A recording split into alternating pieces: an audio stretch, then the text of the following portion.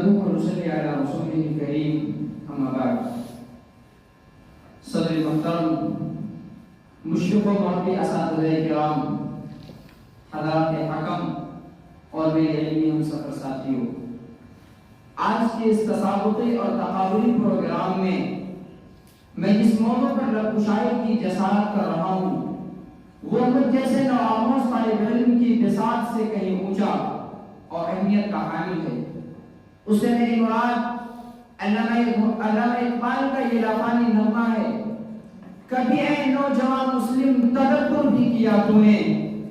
کبھی اے نوجوان مسلم تدبر بھی کیا تو نے، وہ کیا درد تھا تو جس کا ہے ایک ٹوٹا ہوا تارا. حضرات گرامی، علامہ اقبال قوم مسلم کے نوجوانوں، ملت اسلامیہ کے جگر گوشوں کو مخاطب کر کے ان کی بے حسی، بے اعتمادی، بے غیرتی اور بے حمیتی پر ملامت کرتے ہوئے ان کو ان کا بھولا ہوا سبق یاد دلاتے ہیں کہ قوم مسلم کے نوجوانوں، تمہارا تعلق اس قوم سے ہے جو ہمیشہ باعزت رہی ہے، تمہاری نسبت اس ملت سے ہے اقبال مندی جس کا مقدر ہے، تمہارا رابطہ اس نسل انسانی سے ہے جو ہمیشہ اپنی آب و تاب کے ساتھ زندگی کے اسٹیج پر جلوہ کر رہی ہے. تمہارے لیے آئیڈیل وہ شخصیت ہے، تمہارے لیے نمونے زندگی وہ ذات بابرکت ہے جس نے قرآن کی زبانی اعلان کیا تھا وَأَنْتُمُ الْأَعْلَوْنَ إِن كُنتُم مُؤْمِنِينَ، کہ تم ہی سربلند رہو گے بشرطے کہ تم مومن ہو. اور جس نے بڑی وسعت کے ساتھ یہ اعلان کیا تھا الاسلام یعلو ولا یعلا، اسلام غالب ہونے کے لیے آیا ہے، مغلوب نہیں کیا جا سکتا.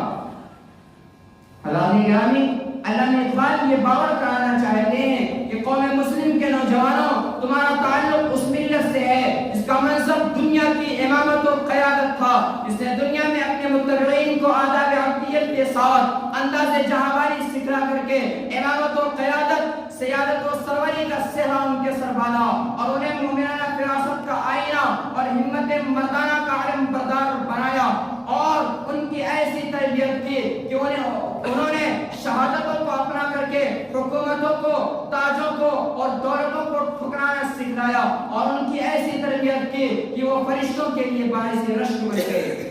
ان کا وجود دنیا میں کفر و شرک اور طاغوتی طاقتوں کے لیے چیلنجز بن گیا. وہ جن کی امیدیں قلیل اور جن کے مقاصد جلیل ہوتے چلے گئے، جو عزت کی موت کو ذلت کی زندگی پر ترجیح دیتے تھے، جو حلقہ یارہ میں ریشم کی طرح نرم اور رسمگاہ حق و باطل میں فولاد کی طرح گرم تھے. کس صحرائے عرب سے اٹھنے کے بعد کسی منزل پر قیام نہیں کیا، کوئی مقام شوق انہیں راس نہ آیا، بلکہ دنیا کو کفر و ضلالت، گمراہی اور بے دینی کے قائم مسلط سے نکال کر کے امن و اسلام میں داخل کرتے رہے اور ادیان و ملل کے جور و ستم اور ظلم و تشدد سے نجات دلا کر کے اسلام کے عدل انصاف میں داخل کرتے رہے. انسانوں کو انسانوں کی غلامی سے نجات دلا کر کے ایک رب کی طرف رجوع کراتے رہے. کبھی ان کے عزم محکم اور جود مسلسل کے سامنے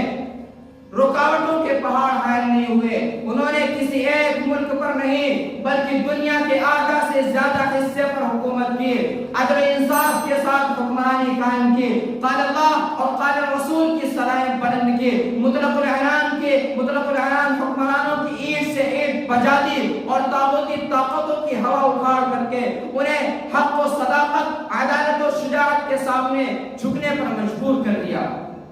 اس کی ترجمانی شاعر مشرق کچھ یوں کرتے ہیں: تجھے اس قوم نے پالا ہے آغوش محبت میں، تجھے اس قوم نے پالا ہے آغوش محبت میں، کچل ڈالا ہے جس نے پاؤں میں تاج سر ڈالا.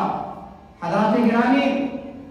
لیکن آج حالت اکثر بدل گئی ہے. ایک وہ زمانہ تھا کہ جب باطل ہمارا نام سن کر کے تھر تھرا اٹھتا تھا اور دشمنان اسلام کے صفوں میں کھلبلی مچ جاتی تھی اور ان کے اندر ہمارا روح داخل ہوتا تھا. لیکن جب ہم نے احکام الہی اور پیغام محمدی سے روگردانی کی تو ہم پر ظلم و ستم کے پہاڑ توڑے جانے لگے اور ہم پر ظلم و ستم کے پہاڑ توڑے جانے لگے.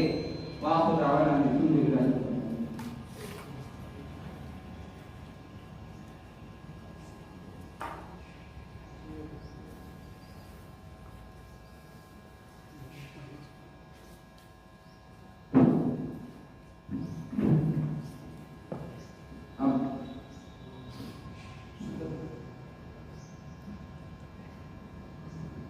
سفرہ کے پروگرام کی سب سے پہلے مساعد برادران محمد شفیق کو دعوت دیتا ہوں کہ وہ آئیں اور اپنی تقریر پیش کریں۔